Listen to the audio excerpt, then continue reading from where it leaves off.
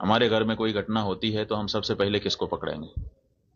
सबसे पहले तो चौकीदार को पकड़ेंगे ना, कि तुम कहां थे, क्यों ये घटना हो गई तुम्हारे रहते हुए, किस लिए तुमको रखा था।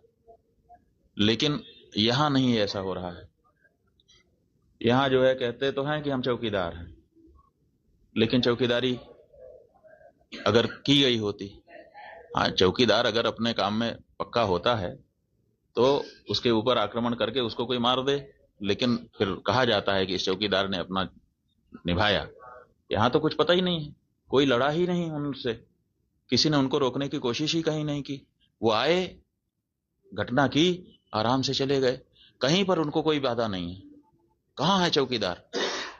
और चौकीदार के बारे में चर्चा ही नहीं हो रही है। अब कह रहे हैं हम उनको सबक सिखा देंगे, हम ये कर देंगे, हम वो कर देंगे। पाकिस्तान की धरती से आए थे।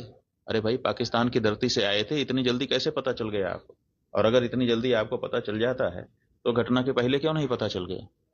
और दूसरी बात यह है कि अगर पाकिस्तान से आए तो पाकिस्तान के खिलाफ अच्छी तगड़ी कार्रवाई करिए। आप कह रहे हैं कि हम सिंधु नदी का जल रोक देंगे। आपके पास जल को रोकने या उसको डाइवर्ट करके अपने ही यहाँ अपने ही देश में रख लेने का कोई उपाय ही नहीं है। हमने विशेषज्ञों से पूछा कि अगर हम सिंधु नदी का जल पाकिस्तान में जाने से रोकना चाहते हैं तो हमारे पास क्या व्यवस्था है। उन्होंने कहा हमारे पास कोई व्यवस्था नहीं है। अगर हम आज से शुरू करें कि ऐसी व्यवस्था हम बना लें तो पैसा कितना लगेगा वो तो अभी पूछिए ही मत। अगर पैसा पर्याप्त दे दिया जाए, पैसे के कारण एक दिन भी काम ना रुके, तब भी 20 साल लगेगा, तब हम सिंधु नदी का जल रोक पाएंगे।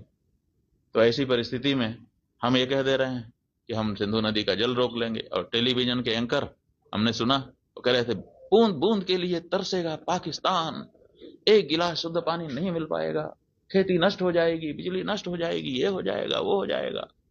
गजब बता रहे थे, ऐसा लग रहा था कि जैसे प्यास तो लग ही गई पाकिस्तान को। और इधर विशेषज्ञ बता रहे हैं कि हमारे पास पानी को रोक लेने का कोई उपाय ही नहीं।